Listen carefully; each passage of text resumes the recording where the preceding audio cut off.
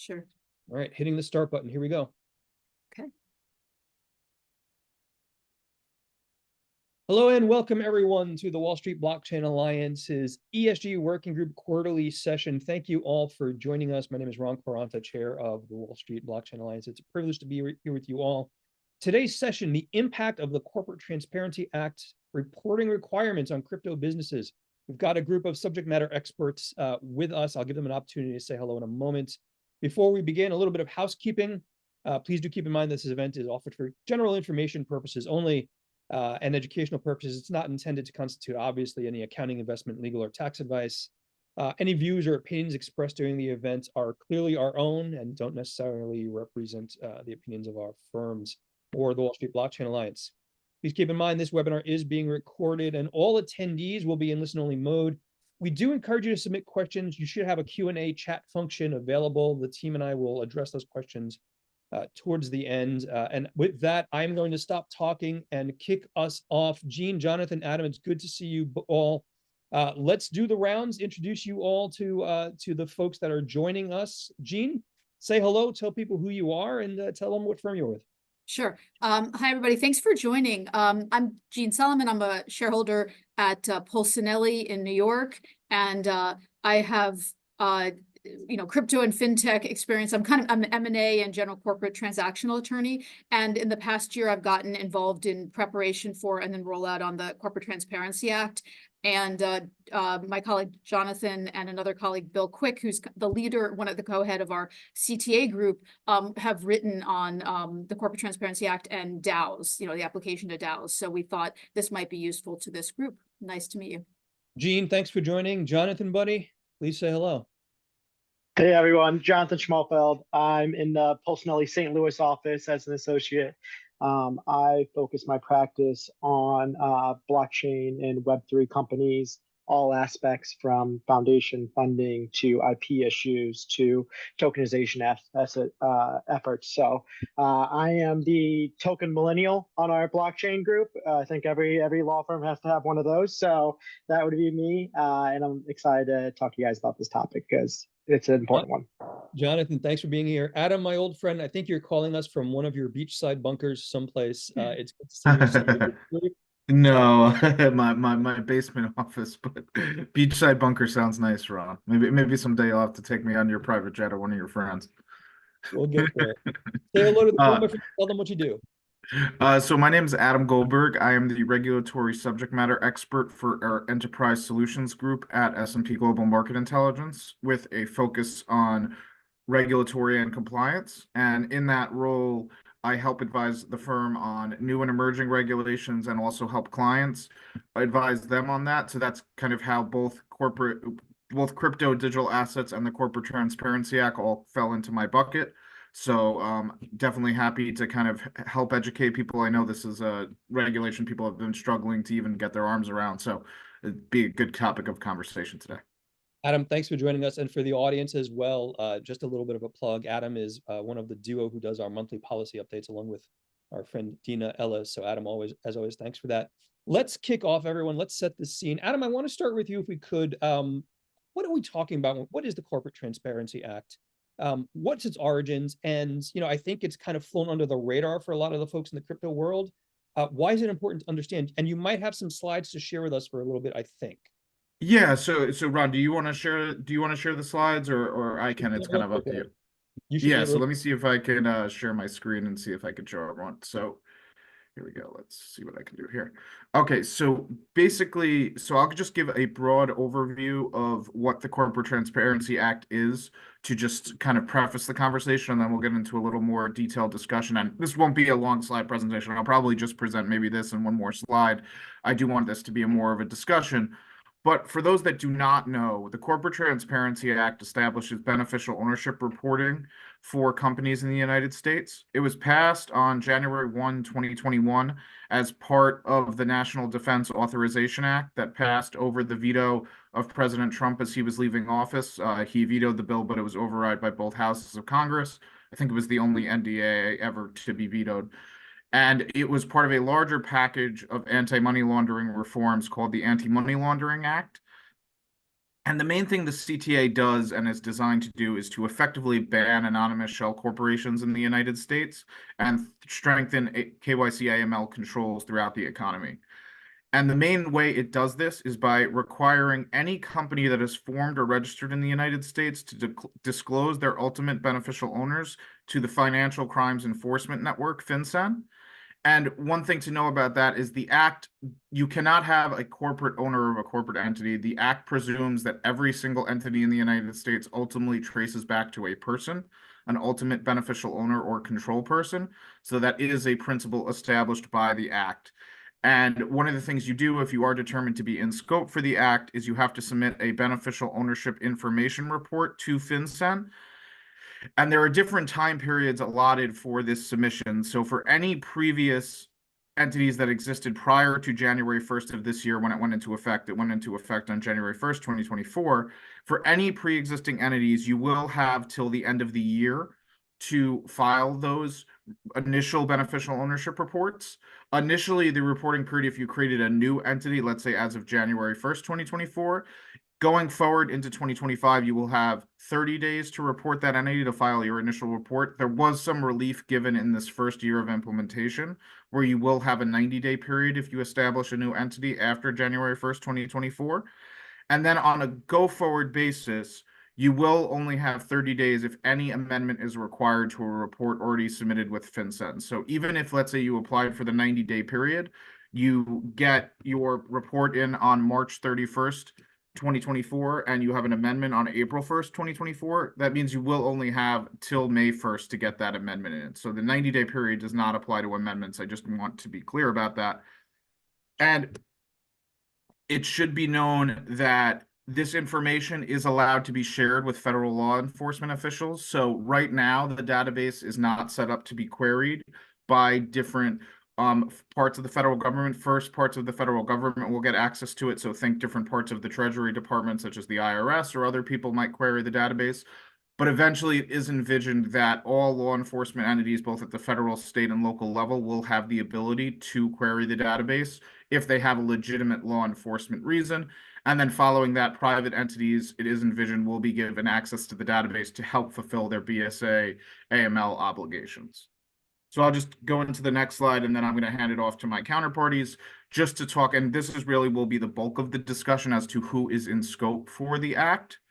A reporting company is defined as any domestic or foreign corporation, LLC, limited partnership, or similar entity formed or registered to do business in the United States or a tribal jurisdiction by filing a document. So basically, any entity you create that requires going to the Secretary of State to file a document, a certificate of incorporation, things like that, a partnership agreement, any of those that require some kind of filing are presumptively in scope for the act, and then you would apply an exemption analysis to determine if they're still in scope. It will principally target entities that are not registered with the federal government already, such as a special purpose vehicle.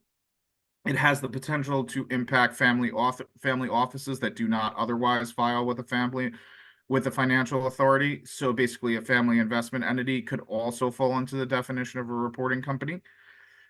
It does not only affect financial firms. So I know a lot of the firms in this call are in the crypto, digital asset, or financial space, but this is a broader requirement as it's any entity that's formed by creating a document. So we're talking about general corporations as well. LLCs, partnerships are all presumptively in scope. And one of the things that to be aware of is alternative business structures that many people may have used in the past to get around other regulatory guidelines. Those structures themselves, the way they may be set up, may allow them to fall within scope of the CTA. There are broad exemptions from the CTA obligations for beneficial ownership reporting. Principally, these apply to public companies and to other companies that are already government filers. So think your SEC filers, your CFTC filers, anyone that's really already regulated. It's not meant to double hit them. It's really meant to hit anyone that is not regulated. But one thing also to note there, you could be an exempt entity, but you may own an entity, a subsidiary, or someone in your legal entity structure that may not be exempt. Just because you're exempt at the parent level does not mean that there will be an exemption for your subsidiaries or other entities you have investments in. And just some other large notable exceptions, and we'll get into all these. There's a large operating income company exemption. There's an exempt subsidiary exemption. There's a tax exempt entities exemption for private foundations. There's an inactive entities exemption for basically, let's say you created a shell entity 20 years ago and never actually did anything with it. There is an exemption for that kind of entity. And there also is an exemption for different entities that are not created by a filing. As I said, you really need to trace it back to that piece of paper. And then there are limited exceptions around pooled investment vehicles. So Ron, with kind of prefacing the discussion that way, I'll kind of end the slide presentation. I do have more slides here if anyone is interested in them, so just please request. We're happy to attach and send them out. But I think that really should give enough of a broad overview of kind of the act and its goals and its scope, and then we can kind of really get into the more meaty part of the discussion around kind of who's in scope, who's out of scope, what do you need to know as a company on how to comply. Adam, thanks very much. Great presentation. And as you mentioned, we'll make the slides available to folks later on who request it. Jeanne, Jonathan, you also, I believe, have slides that might be available for participants. Drop us a note, info@wsba.co, and we're happy to get those to you. So Jeanne, Jonathan, let's pivot to you. And again, Adam, thanks for that kind of backdrop and setting up the scene. Adam referenced a whole bunch of different types of entities, right? We talked about partnerships and SPVs and LLCs. Jeanne, Jonathan, help us peel back the layers of that and get us to that next place, which is essentially, what are the implications for the crypto businesses that fall within those different types of entities? Jeanne, do you want to kick off that conversation? Yeah, sure, absolutely. And I think Jonathan's going to have some more nuance that I think is going to be really helpful. I'm going to pull up slides at some point, by the way, and I'm similarly want to provide those after, but I also don't want to duplicate some of it before. As far as the crypto businesses, I think we've been focused a little bit on DAOs because they're so uniquely regulated, and I don't know if we need to start there, but typically you're going to see crypto businesses that are either state filed or not state filed, and if the bottom line for the CTA is if the entity is not filed, does not have a state filing, then it's just not going to be a CTA reporter, and that's something that's going to be something that every crypto business is going to have to consider. Whether they, if you're either qualified to do business in a state or registered in a state, then you really have to look at the CTA. But if you're not, then the FinCEN really has no way of tracking you. To make sure that, to kind of go after you for non-compliance. I want to actually turn to Jonathan. Jonathan, I think you can probably talk specifically to DAOs and series LLCs and what you're seeing, and then come back to some of the things that I'm seeing kind of on a more, broad level, if that's okay. Yeah, so definitely. So the way that we're seeing DAOs operate in the US there's a few different ways. One is they're operating without a corporate wrapper. They don't have any kind of incorporation structure. They're acting as a group of individuals that are doing something. Those groups will fall under one of two types of entity under state law: general partnerships, or what's called an unincorporated nonprofit association, or an UNA. So general partnerships you have no protection from liability for the actions of your members, which is the big risk there. The benefit there is that there is no filing with Secretary of State, and you can operate as an entity without filing anything with FinCEN under Corporate Transparency Act. UNA is similar, unincorporated nonprofit association, which many states have. It requires corporate structuring, so it requires a set of bylaws that say specific things. You have to have a nonprofit purpose, but there is a similarly, and you get liability protection as participants, some limited amounts. So it's no filing with state. So that's a big thing. Or they're operating as LLCs or corporations, which you would be filing under Corporate Transparency Act. And the big thing is that most of these entities use tokens to track memberships and track ownership levels. And under Corporate Transparency Act, it's not enough to just say we have 100 tokens and 100 wallets, so therefore we don't have anyone that owns 25%. There's also going to be a requirement that you have to be able to prove, if they come to you, that no single individual controls more than 25 of those wallets, has that 25% interest. So it's not enough to just say, hey, we have 100 different tokens representing ownership of our DAO, and they're in 100 different wallets. unless you know the owners of each of those wallets and you can say that none of them own more than 25%, that's going to be an issue that people run into. And just more recently, there was very recently a corporate structure that was introduced into Wyoming, signed into law, that is called the Duna. It's based off of the UNA, except for it's designed for DAOs. And the principal reason it was designed was to provide the liability protection for members, but also not have to meet the Corporate Transparency Act requirements of reporting, because there's no required filing with Secretary of State, similar to an UNA. As long as you do the requisite corporate structuring at the operational level, there's no filing with Secretary of State, and it has the benefit of not requiring a nonprofit purpose. So you can do it as a for-profit entity. If you want to form a DAO to invest in art, NFTs, do those type of events, those type of activities that are strict, that are for-profit, or design software that is often going to be for-profit entity, you can still structure as a Duna and not have to register with FinCEN, the membership level under the Corporate Transparency Act. Jonathan, let me rip up the script a little bit, because you mentioned Wyoming, and I had it in my notes that we talk about Wyoming. Can you weigh in a little bit more? Talk a little bit about what you're seeing in Wyoming, and kind of, I guess the question for a lot of colleagues in this space that they ask, why Wyoming? And are other states going to be doing something similar in your view? And, let's open it to the group as well. Jonathan, Jeanne, or Adam, do any of you have any perspectives on that? Yeah, so I definitely think that there are going to be other states that try to do this. It has been lobbied across multiple states by the entities that are really trying to get the Duna as a entity structure. So I do think it goes in. Wyoming does want to be a leader in the digital asset space. They were one of the first to have a DAO LLC, which was a great idea, but it just all it was an LLC with additional requirements on it. So it didn't make a whole lot of sense for most entities to do that. I also don't know if the Duna is going to make sense for many DAOs. I think that many entities have a better option of operating from a Delaware DevCo LLC or a Delaware corporation and reporting at the development company level, but then relying through contractual relationship with foundations for the actual token issuance, the ownerships that go through that at the foundation, the foreign foundation level. So it's not going to be a, hey, DAOs, everybody do the Duna. I think it's still, you have to, just like any corporate structure, you have to do a cost benefit analysis.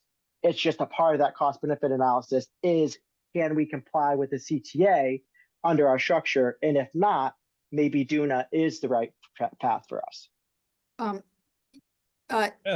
You're on mute, Adam. I'm just going to add to that, in addition to Wyoming, which, we know is definitely looking to be a thought leader and a legislative leader on this, the other states that have been on my radar have been Tennessee, Utah, Vermont as recognizing DAOs with, I think New Hampshire, I don't know if it's actually enacted legislation, it was considering it. And then California had some legislation that was kind of being kicked around to modify DAO unincorporated association law. So those are the states that have been kind of on my radar. And, I think we should, along the way here, kind of not just focus on the states themselves, although I think that's going to be really important, if there are states that are thought leaders on how to deal with some of this reporting regime, but also just step back and think about, what a fintech company has to consider and what any company has to consider with the CTA. I mean, the way we're seeing it with LLC operating agreements, for example, is we're seeing that we're adding at least a section on Corporate Transparency Act reporting. And I kind of liken it to when the tax laws changed and tax matters partner changed to partnership representative. And there's just a whole section on how you deal with tax stuff. It's kind of the same. You want a CTA representative. You want somebody who's a point person to collect information from the beneficial owners and to keep track of it. And you may want to have a policy and protocol on file. Look, if you're just a very small entity, that's one thing. But if you've got, if you've got, a large board, if you've got, If you've got venture investors, and then they might have veto rights, which you have to think about what control aspects are there. If you have different classes of stock, you've got analysis, there's multiple analyses depending on how many classes of stock you have, particularly if you have non-voting stock, things like that to consider. Jeanne, thanks so much to that point. Adam, I know you wanted to weigh in, and one of the no, I just wanted to give one note for our audience that they might not be aware of that may kind of contextualize some of the things that we're saying. One of the biggest changes under the CTA from how we normally understand beneficial ownership and control is typically in almost all other contexts we look at, such as for public accounting and reporting, you look at beneficial ownership and control based on ownership, and it's typically based on share ownership. So typically owning 25% or more of a stock of a public company would make you a beneficial owner. There is a completely new definition of control incorporated into the CTA and the understanding of it that goes beyond just simply share counts.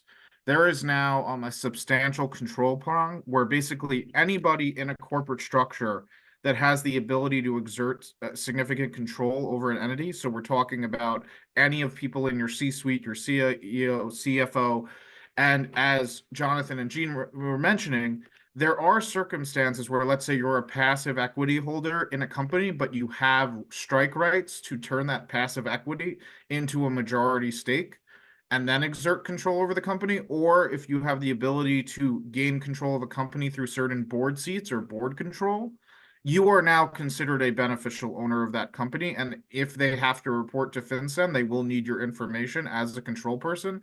And this is kind of a completely new and much broader understanding of beneficial ownership than we've traditionally had in the financial context. So that's what I just want to kind of let everyone know if they're not understanding why we're going into some of these more esoteric aspects, like if you can exert board control, if you have a significant ability to influence the company. In the past, that may not have been important, but now it actually is required that you do that analysis to determine who can control a company, even if, let's say, they don't have 25% or over ownership of the stock. They still might be able to exert control under the significant control prong. So that is just something that people should be aware of. Yeah, and go ahead, Jeanne. I'm so sorry. I just want to that's exactly it. And there have been some weird things that have come up as we've done analyses for clients. For example, profits interest count, even if they're synthetic equity counts as beneficial ownership. We had a client with a non-voting stock where there were 10,000 shares of non-voting stock and 100 shares of voting stock. But oddly, the non-voting stock owners, because they had more than, if you just went on a whole percentage basis, they were over 25%. They didn't actually have control, but because of the flat ownership, they actually were deemed, they were actually the old time beneficial owners, forgetting about the control. So you have to do multiple analyses and you end up with more reporting people than you might expect. So. Yep. Jeanne, Adam, thank you both. Thank you all for the feedback. There's a lot to unpack there. And Jonathan, just one last, putting the ribbon on the bow here around Wyoming. The reason I specifically brought that up is we have so many colleagues that are in the crypto space broadly, that the answer of, oh, we'll do something in Wyoming may not be the right answer. Exactly. So there's going to be, Wyoming I like what they're doing. I really enjoy that the legislator is thinking critically about these, and you can tell with the Duna that they did really take stakeholder feedback on what's actually needed on this to protect the state's interest, but also protect the businesses that want to form there. So I love that. But again, there's not ever going to be a one shoe that fits every kind of business structure. Just like when Wyoming did their Dow LLC, people looked into it and they determined actually this probably isn't a good fit for a lot of people.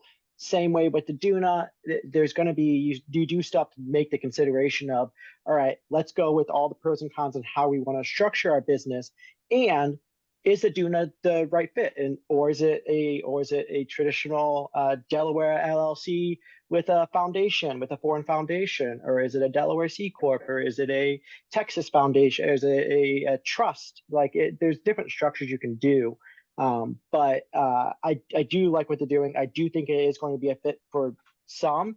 It's not going to be a fit for everyone. Jonathan, thanks so much. And for everyone in the audience, again, thank you for joining us. If you do have questions for Jonathan, Jeanne, or Adam, please start queuing them up in the Q&A. We'll definitely address them towards the end. Jeanne, let me come back to you. We've talked a lot about or alluded to the reporting requirements of CTA and these additional kind of reporting requirements. And I think what's important for the audience to understand, and I love your perspectives on it, is what is this increased level of scrutiny looking like vis-a-vis CTA? How stringent is this? And bluntly, what are consequences for some of these this kind of reporting requirements and the scrutiny that comes with it? Do you want to speak to some of that? Sure. Yeah. Two main thoughts on that. One is that the financial penalties could be very high. It's not, some people, typically you would look at oh, it could be, up to 10,000 per violation. But if a violation, if FinCEN wanted to make an example, and I'm sure it's going to do what, for example, the SEC's done and just find ones that are egregious and make examples, it could be 10,000 a day. I mean, if there's a violation that's, been going on for a month and somebody's just not filed all this time, that doesn't necessarily mean, or if there's been 10 changes that each could lead to 10,000, I mean, it could get very expensive. And it could actually, so basically they have a pretty good hammer to use. That's the high risk. The good news is that FinCEN has signaled that if, it's really going after players that are more egregious. If you're in good faith trying to comply and you have a wrong interpretation, that's it doesn't seem, we can't be sure, but it doesn't seem like FinCEN's going to go after you versus if you just willfully just ignore it and don't pay attention to it and are not trying in good faith and maybe getting a misread because they are a little bit complicated. Jeanne, thanks so much. Could I just pick up on that point? Just to kind of talking Jeanne's point about best efforts. Yeah, I think that will be the most important thing for firms to show in 2024 is that they have taken this regulation seriously. They've done an analysis of their legal entity structure. Ideally, they've brought in some outside support, be it by a third-party service provider, or if they have brought in a legal advice from a law firm. Any kind of thing you could show to a regulator to show that you took best efforts to comply and maybe just made the wrong call will leave you in much better position if, let's say, you did your own analysis in-house, threw up your hands and said, I'm out of scope, I don't have to report. The thing I would always note for people is when it comes to enforcement actions, the regulator gets to pick their cases. They only have limited resources to go to court, and they're usually going to pick the cases with the worst facts for the defendant.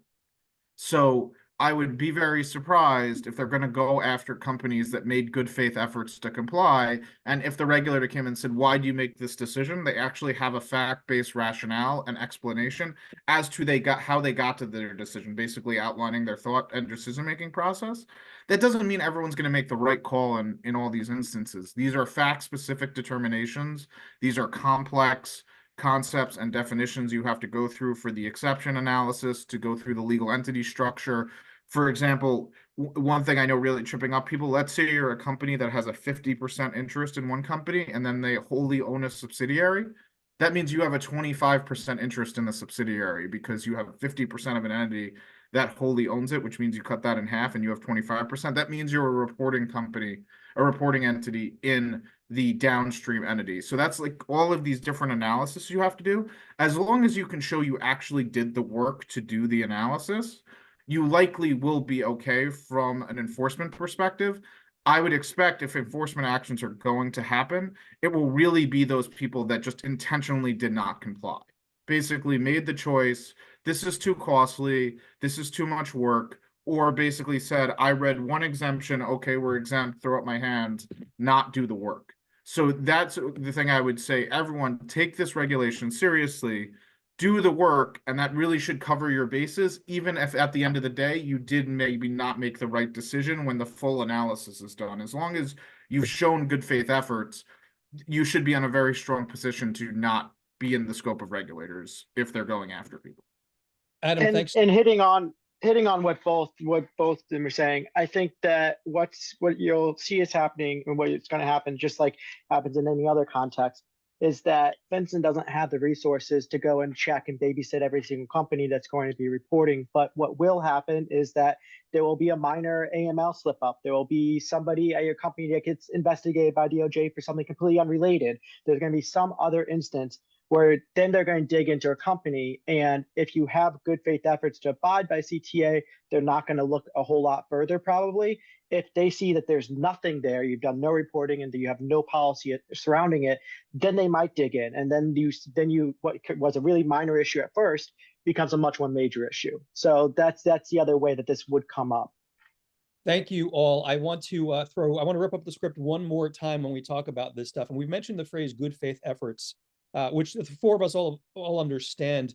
It is an interesting perspective because there are many crypto participants, obviously minus the most egregious participants, Adam, that, we've all talked about in the industry, but there are participants who have tried good faith efforts with, let's say, other regulators that have come to bite them pretty hard. What's your kind of advice when they have that kind of reflexive fear of, oh, look, more regulation? It can't just be the stick of sanctions from FinCEN, for example, but how do they trust this idea of good faith efforts?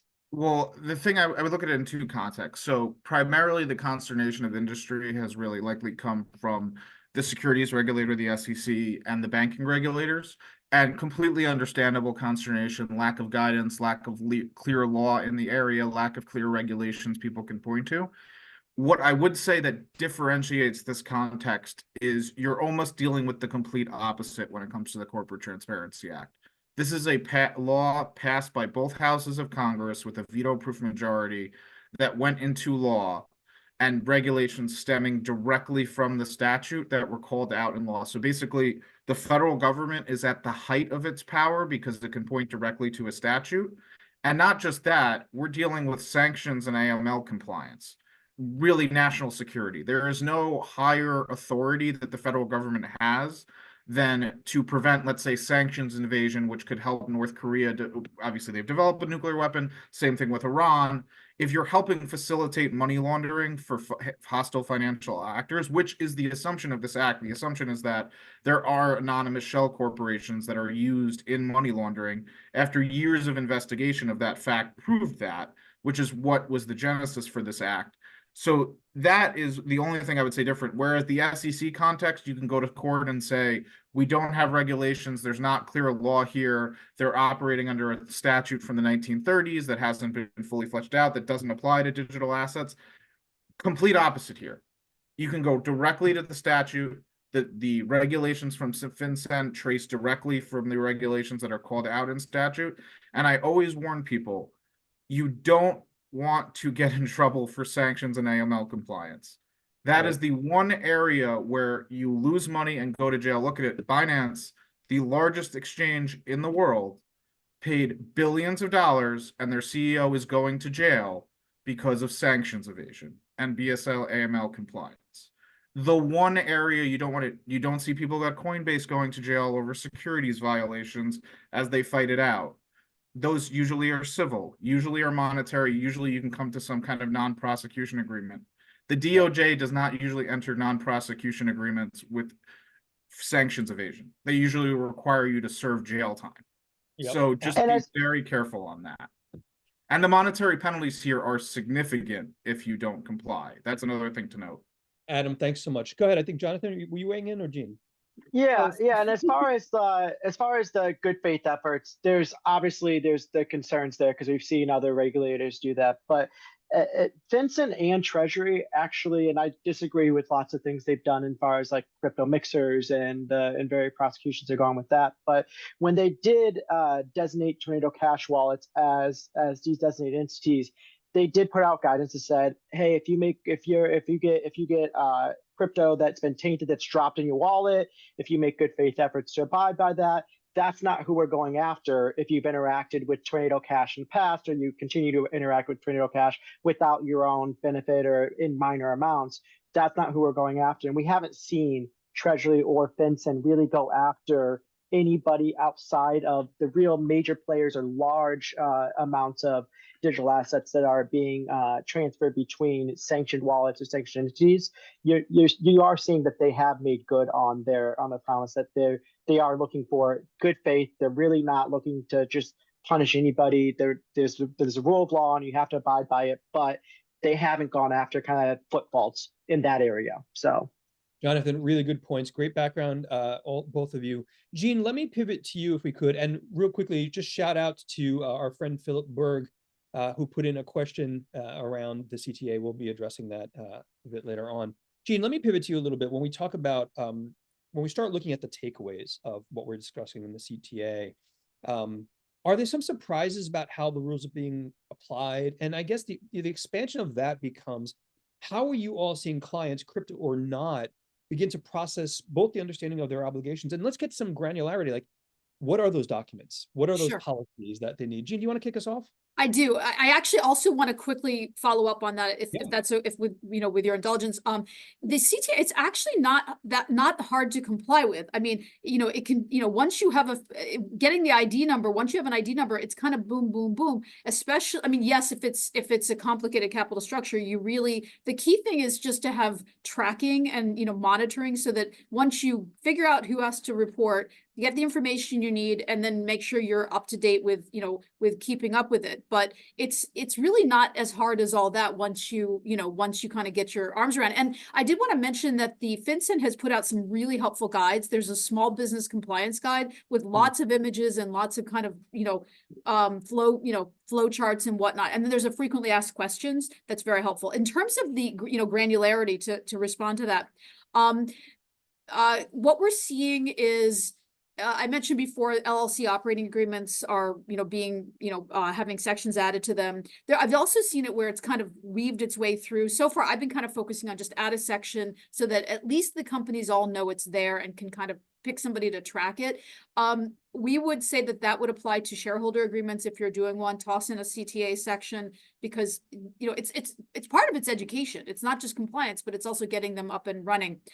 Same thing with limited partnership agreements. So kind of just wherever you can put something on that. The next one would be M&A agreements. We're starting to see, a representations section. What you'll often see is kind of a subsection in compliance with law. That's, there's a couple areas in an M&A type agreement that you'll see representations, probably compliance if you're getting ready to do a deal, conditions preceding to doing the deal, kind of making sure you're in compliance, but also that you make any filings you need to make before the closing. Before, from the buy, this is more buyer side stuff, obviously, and due diligence list, which Jonathan mentioned, we're seeing, CTA compliance, again, legal compliance. The other one is a CTA compliance policy. We haven't seen that yet, but we're starting to, kind of get ready for those, especially for companies that are somewhat larger. And just to circle around on who's exempt, this is really going to pick up ironically smaller entities, the shell companies. So once you have over, to point out the large operating entity exemption, once you have over 21 employees, full-time employees, a U.S. street address, your operational U.S. street address, and you've had at least one tax return showing $5 million, basically that you're kind of over a certain size, then you don't need to report that, then you're exempt. And then if you have a wholly owned subsidiary, no synthetic equity on that level, then they're exempt too. So you can see whole families of non-shell entities that are fine. It's really when you deal with, blocker after blocker and shell after shell and, whole groups that it starts getting complicated. Jeanne, so much. Adam, weigh in on this, and Jonathan as well. And, out of my ignorance, let me ask one thing that Jeanne, you referenced.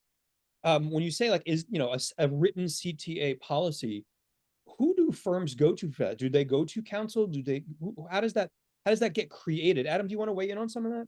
Yeah, so I mean, there's a variety of places you can go to. So obviously you can go to law firms like Jeanne and Jonathan, and they will help design you a policy. You can go to a third-party service provider like myself. I didn't do that on purpose. Sorry. Yeah. You can go to a third-party service provider such as S&P, which would help from a consulting perspective design a policy.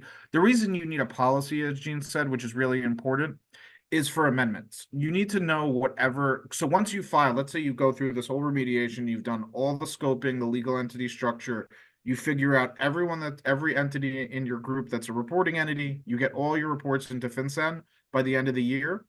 Going forward, any change in beneficial ownership that triggers a change in your report has to be notified to FinCEN within 30 days. So, because of the substantial control prong, it's not as easy as just tracking your corporate actions to see when someone went over a share count threshold. If, let's say, the CFO announces that he's leaving and you announce a new CFO, well, that new CFO needs to provide their beneficial ownership information to FinCEN because they're the new control person. And not just that, you are collecting personal identifying information from these people. So we're talking about you're collecting their driver's license or a passport. It must be unexpired. It has to be an active government issued ID. You are collecting information on their current address, their phone number, all of this PII information.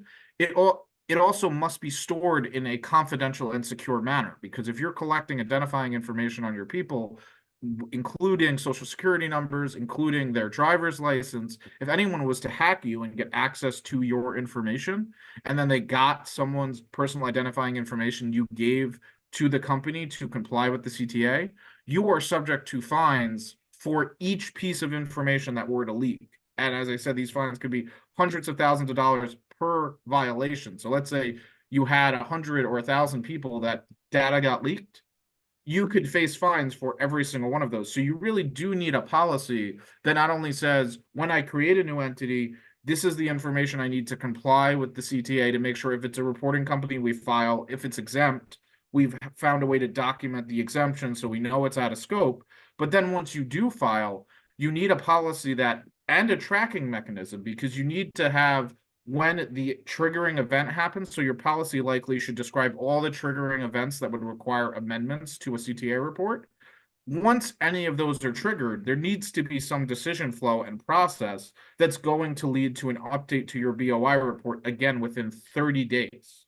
Yeah. So that's why firms need to have a policy, because you need to have structure around it. If everyone's going willy-nilly with chickens with their head cut off every time an amendment is required, that's not going to be sustainable from a business operations perspective. So that's one thing to really consider. Adam, thank you so much. Really important. And we're definitely going to touch a little bit more on the details around data privacy and security implications. I think there's important takeaways, particularly how firms understand how to deal with those and how to work with colleagues and vendors in that space. Jonathan, I want to pivot to you if we could, just thinking back. When we talk about the implications for things like M&A transactions, joint venture deals, I'm even thinking like private equity transactions, even corporate private credit transactions, although I'm not sure how that fits in. What are the implications for those types of transactions? They're complicated enough as they are. Does this add to that complication? And what do clients and firms need to keep an eye on when they look at these transactions?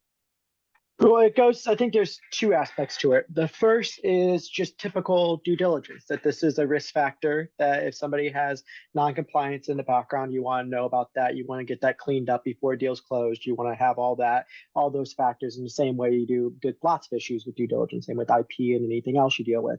The other factor is if there is going to be new reporting individuals, you want to have those documents before the deal closes. In the same way, you don't want to take on $1 million from a person and then that person goes on safari in Africa, and now like 20 days later, 29 days later, you realize you don't have his ID. You don't have his passport. You need to have that information. So now this guy who just gave you a bunch of money in your company, you're bothering him on vacation and you're doing all that. So it's just another document that you want to make sure you have gathered well in advance, and you want to probably have it before the deal closes.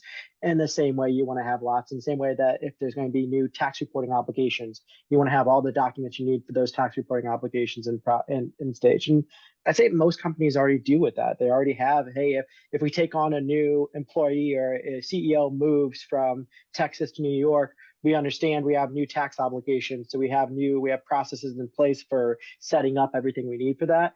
It's going to be the same thing with CTA, that you're going to want to have that on those twofold: the background, making sure that the company was compliant and that you don't have anything to clean up during that deal process, and that we can finalize the deal and that everything is fine, that you can abide by the CTA's requirements within that 30-day process after the deal is finalized and after these new reporting individuals have been added to this entity.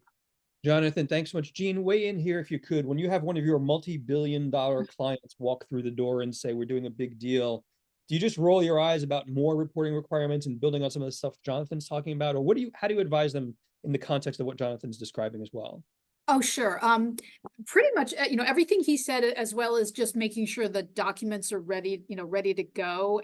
But in terms of, I think, I mean, the good news is that we've, unless you've started a new entity this year, we've got the time. We can process it right now. So what we're doing now is we're basically, if we're the buyer side, we'll say, make sure, do you have any, entities that were formed this year? And if so, did they make, are they obligated to file? And if not, what's your exemption? By the way, I should mention one thing, which is that the CTA, if you're exempt under the CTA, you don't have to tell FinCEN. Whereas there's a New York law that's going into effect where if you're exempt, you have to tell New York. So, so there's actually, I mean, it's both, the CTA, and I know this isn't about the state efforts, but now I think California is considering something, New York just passed something, but although that doesn't start until the beginning of 2026. So. Sorry, Jeanne, to that point real quickly, just to be clear, if you're doing business in New York or if you're incorporated in New York? Yes, either one. Basically, Okay. if you're formed in New York, or if you're qualified to do business in New York. I'm sorry, it's just for LLCs though, oddly, because so if you're a corporation or a limited partnership, you're fine. And I assume that New York related, I mean, just to avoid yet another, filing regime, although it is tied into the CTA itself, it's very, it's very synced into the CTA with references to the CTA definitions. So that, but that means that there'll probably be, some more LPs and corporations formed in, in and around New York. It's, New York State, just to avoid one more. But in terms of what we tell, clients, it really, it's really just one more thing. Where it's tricky in an M&A context is when you're doing the transition, where somebody's about to, stop being a C-suite person and somebody else is coming in and you're not quite sure, you've got to, what if there's an earn-out and you stay in business, but you would like to dissolve, but you can't dissolve, then you have to start filing under the CTA, even if you're really, there's not much there. So, there's weird things that are going to come up that it's just going to be a little bit of an annoyance, candidly, but. Tough to counsel, I think, is the walk away from some of these. Jeanne, Jonathan, thank you both so much. Adam, let me come back to you. You started referencing something in amazing detail and really important around data privacy and security implications. I think the four of us have the same problem. There's no lack of spoofing or spam that crosses all of our desks on a regular basis. Adam, how do you advise clients around understanding and maintaining data privacy and security in the context of CTA? S&P does a lot from a data processing and reporting perspective and beyond. But what are your thoughts on how do you advise a client that says, what about my privacy? What do we do about this? So I would say specifically in this context for this audience, I would say be prepared to have similar security and data privacy controls for this kind of PII information as you would have for, let's say, private keys. You want to make sure that this data is inaccessible to anyone that is not required to have it. You should have strict data access controls at every level of the organization that says any person that accesses this information has to be for a legitimate purpose. It needs to be for CTA compliance specifically. There should be some kind of audit trail showing whoever accessed that kind of information and why. And again, the really important part here, and one of the reasons you have to think about this, is there are established fines in statute for every instance of potentially violating someone's privacy. So we're talking about, so for just unauthorized knowing of disclosure of beneficial ownership information, it's civil penalties of up to $500 each day per violation. So let's say you access someone's data and this was a year ago and you have not remedied the violation, technically you could be subject to $500 a day per violation, and then criminal penalties and imprisonment up to 10 years and fines of up to $500,000 personal liability. Yep. So what I was just saying, when thinking about that, that is really what you want to think about. You have to have processes in place to safeguard people's personal identifying information. So if you need to use encryption, if you need to use security protocols, if you need to go to a separate data service provider and set up a secure system to house this information, all of those would be good steps to think about. And that's just something you should be considering. Adam, let me jump in here. Great question. Shout out to our friend Mitchell Kopelman and the great team over at Aprio, WSBA members for some time. Mitchell raises a really great question, Adam, that ties into this. Would you suggest or recommend that companies have a SOC 2 in place to ensure that they have the proper controls to protect personally identifiable? Yeah, I mean, you could certainly use efforts to comply with other regulations currently that have these kind of data access controls and different penalties for violations of release of such information. So there's very similar rules about people's personal tax information, for example. If they need to provide to you that for a business service, if you do not keep that secure and leak those tax information out, you could be subject to very similar penalties as you would for CTA compliance. So having some kind of control similar to SOX, which is around controls for accounting, is exactly the kind of thing you should be thinking about. And obviously, if you can get alignment with existing controls and processes you have that would accomplish the same goal from a data privacy and security standpoint, that is probably a very good use of resources to try and align the different regulations. And I'd also say that because this isn't just going to be in the company's database, all this information is going into federal agencies' databases, which are not immune from data breaches.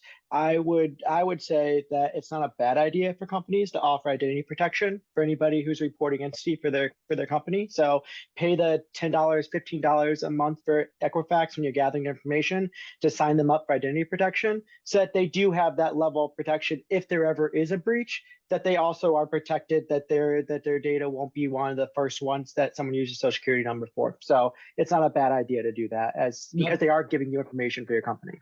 Jonathan, thanks so much. Mitchell, great question. And for the audience, just to clarify, we're talking SOC, SOC, and certainly firms like Aprio and others certainly can point you in the right direction. It's a really good point, though. So thank you both for that. And Mitchell, thank you for the question. I want to go back to one of the questions that were asked by Phil Berg earlier, and I think it's important. We kind of spoke about it in prep several days ago. Recent district court ruling that the CTA was unconstitutional.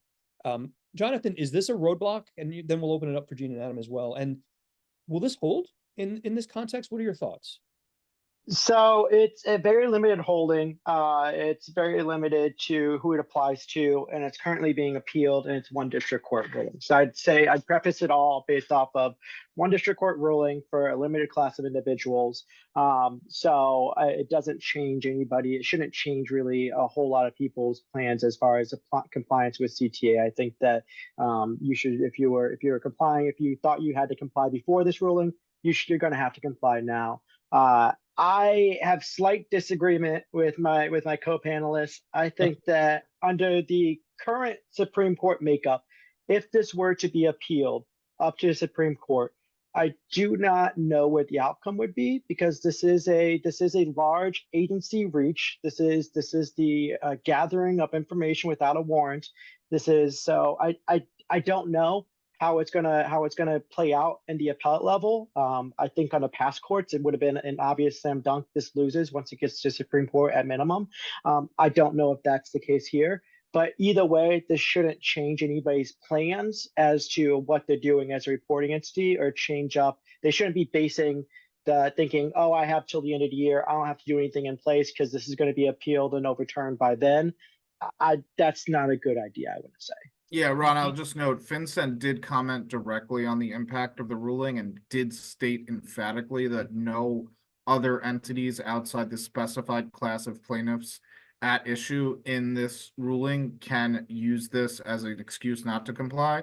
And just to note, even if it were to be appealed, I believe it's to the Seventh Circuit, and it were then to be upheld by the Seventh Circuit and not stayed pending appeal, it would only apply relief to people in that circuit if it didn't go to the Supreme Court. And then the Supreme Court likely wouldn't even take it unless there was some kind of circuit split where another circuit court ruled that it was constitutional and then you had a conflict. And even then, if it got to the Supreme Court, I think Jonathan's skepticism is somewhat warranted, because obviously this court has not followed past precedent as much as previous courts. But to go back to kind of where we started the organization, what the federal government would argue at the Supreme Court is that they are at the height of their powers here. This is a statute passed by Congress, regulations stemming directly from statute and text, dealing with national security, sanctions, and anti-money laundering. So kind of you're hitting all the hot buttons of federal power. You're dealing with national security. You're tracing back to a textual analysis from an actual statute passed by Congress. This is not some vague regulation that is produced by an agency implementing some statute passed decades ago. There was direct instructions in the Anti-Money Laundering Act for the CTA for FinCEN to do everything that they're doing. And then the regulations actually do somewhat mirror the exact provisions in the legislation. So all of the kind of ways you would try to defend the statute would give the government an extremely strong hand. That's why my supposition is that even when it does get appealed to the circuit court is likely to overrule the district court here. Because again, it's one district court judge in one district. Adam, thanks so much. Go ahead, please. No, I'm sorry, real quick. I know we're almost out of time. A couple things. I kind of agree with, both in that, we don't know what this, Adam, I like the context you provided there about the, relative unlikelihood that it's going up to the Supreme Court. With the Supreme Court, who knows? But I think good or bad, it's not the only litigation. There was a case filed 2 days ago in Maine that's much less of a slam dunk for even, being upheld. It was, let me just see, I think I wrote it down. Oh yeah, Boyle versus Yellen. And my understanding is that it's factual, it completely mischaracterizes the CTA, and it's just, there's not a lot there, but we can just expect more lawsuits in different areas. So that's just the, the age of trying to get, the age of working, trying to legislate through the courts is what it is. Jeanne, thanks so much. Jonathan, I do want to point out, I think I recall Adam saying he somewhat agrees with you. That'll be a conversation for a separate meeting. We're running out of time real quickly. I want to give each of you an opportunity for closing comments. And what are your suggestions as far as people who need to begin this journey on CTA compliance? Jonathan, let's start with you, and then tell people how they can reach you if they've got questions. Yeah, so I would just say that it just needs to be something that companies are seriously thinking about, especially companies in the digital asset space that already face heightened scrutiny, that you need to be thinking about CTA at the earliest level and at the earliest stage, even at entity formation and de-choice level. The CTA should be something that goes into your equation. And then once your entity is formed, you obviously want to comply with that because, like I said, I think the main targets of this will be people that have been found non-compliant with other areas of law or on investigation for other areas of law that then the CTA raises its head for when they dig into the entity. So that would be my suggestion, is that you should be considering it early and often. And as far as how people can reach me, Jonathan Schmalfeld, I'm at Polsinelli. All my information on the firm bio. You can contact me, text me, do anything over there. And then the slides, if you have any questions about the slides and which slides sent around, my contact is also going to be on there. Jonathan, thanks so much. Jeanne, give us your perspectives and your takeaways. Sure, I completely agree with Jonathan, and just to flag that now an incorporator is a reporting person, just starting now, not starting from 2023. So you don't have to go back to day one, but once you start forming in 2024 and 2025, excuse me. So that means you do have to think about it right away, because you're not gonna, it used to be your law firm would have a lawyer sign your, charter or your LLC, and that you're just not going to see that, because we don't really want to have to report to the CTA because of our, and paralegals aren't going to do it anymore.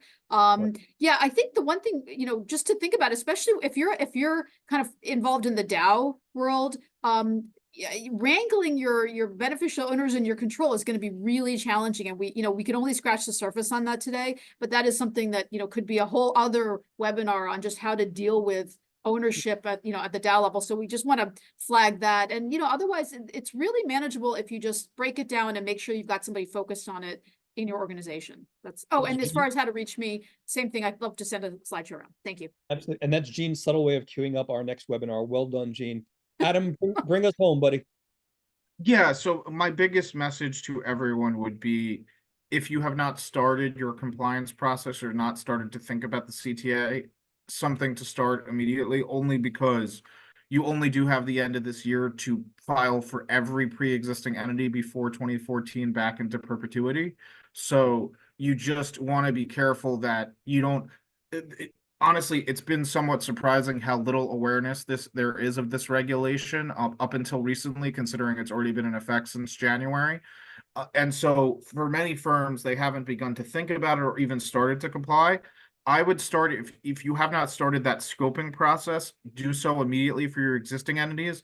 But as to echo Jonathan and Jeanne, what they said, you need to be thinking about this when you're forming new legal entities, because having to file may be a decision of whether or not you structure in a particular way. And also you need to be aware of the filing obligations once said entity is created, because as I said, even in this year, you only have 90 days from entity formation, and going forward, that timeline will drop to 30 days starting in 2025. So just, you need to be aware of those kind of things. And for finally, how to reach me, I'm at adam.goldberg@spglobal.com. Ron obviously has my contact information. If you do want the slides, which give an overview, happy to provide them. And I've also written a thought leadership piece that is online that I could share that just kind of gives a broad overview of what the CTA does, who's in scope, who's out of scope, the major components. Again, if you're just looking for more of some of that background information from someone to give to someone in your organization that may not know about the reg and may not have been able to attend a webinar, if they want to do some light reading that'll help educate them, I can provide that as well. I'm struggling with the fact that you called CTA light reading. Light reading. Well, I tried to make the thought leadership light reading, but light reading for us lawyers here, I don't know for the layman's. Adam, Jeanne, Jonathan, thank you so much. We are out of time. For everyone in the audience who joined us, thank you for your time. Thank you for the great questions. If you want further information, info@wsba.co. We will work to get the slides out. We'll work to get the video posted to our public channel. I thank the three of you. Your thought leadership is amazing. We'll wrap it up there. Thank you for the time, everyone. Thank you. Thanks, everyone. Thank you. Thanks, everyone.